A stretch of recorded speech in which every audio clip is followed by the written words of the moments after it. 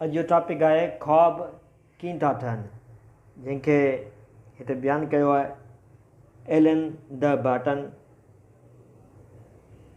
घणो वक़्तु तव्हां पंहिंजे दिमाग़ जा पाण खे निगरान ज़िम्मेवार महसूसु कंदा आहियो। छा कंदा आहियो? तव्हां पंहिंजे दिमाग़ जा पाण खे निगरान ज़िम्मेवार महसूसु कंदा आहियो। तव्हां लीगो रांदि खेॾणु चाहियो था, तव्हांजो दिमाग़ ईअं कराए थो तव्हां हिकु किताबु पढ़ण जो तसवुरु करियो। तव्हां अखरनि खे ॻंढे जोड़े सघो था ऐं लफ़्ज़नि खे पंहिंजे तसवुर में ॾिसी सघो था, पर राति जे वक़्तु अजीब शयूं थियनि थियूं। जॾहिं तव्हां बिस्तरे में हूंदा आहियो, तव्हांजो दिमाग़ अजीब ग़रीब इंतिहाई हैरान कंदड़ ऐं कॾहिं कॾहिं डिॼाड़ंदड़ नज़ारा खोले छॾींदो आहे। ख्वाबनि में असीं अजीब ग़रीब वाक़िया ॾिसंदा आहियूं। थी सघे तव्हां इमूज़न नदी में तरंदा हुजो, हिकु ॿोटे जी टारी ते लटकंदा हुजो, पंहिंजे बदतरीन उस्ताद सां गॾु पंहिंजनि 5 कलाकनि जे इम्तिहान में वेठा हुजो, या कीड़नि जो ढेर खाईंदा हुजो। इहे शयूं जेके तव्हां हक़ीक़ी ज़िंदगी मंझां ॼाणंदा आहियो ऐं शायदि उन्हनि ॾांहुं ध्यानु ई न ॾिनो हुजे। से ख्वाबनि में ओचितो ई ओचितो नमूनदार थी वेंदियूं आहिनि।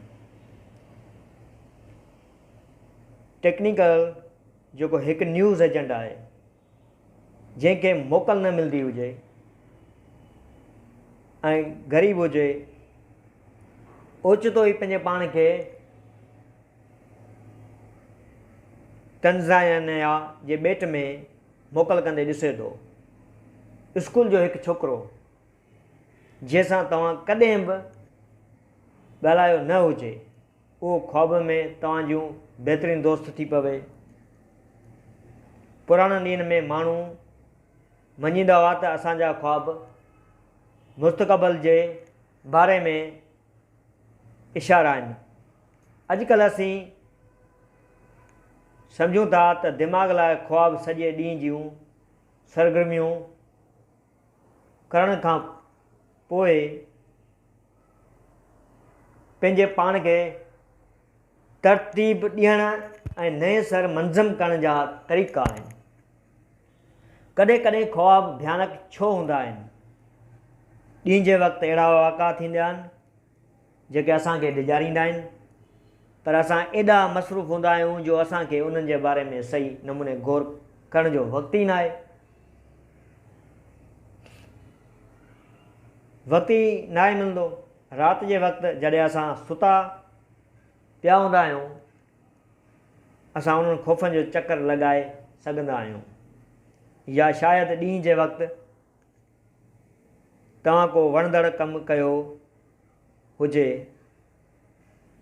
पर तव्हां तकड़ में हुआ ऐं उनखे वक़्तु न ॾिनो। इहो वरी ख्वाब में नमूनदार थिए थो। ख्वाब में तव्हां विञायल शयुनि ॾांहुं वापसि वञो था, नुक़सानु ॾिनल शयुनि जी मरमत करियो था, जंहिंसां तव्हांजो प्यारु हो उन बाबति कहाणियूं ठाहियो था ऐं उन्हनि ख़ौफ़नि जी खुजना करियो था जिन खे आम तौर ते तव्हां नज़रअंदाज़ करे छॾींदा आहियो। ख्वाब ॾियारी ज़िंदगी खां वधीक वणंदड़ ऐं डिॼाड़ंदड़ ॿई थियनि था।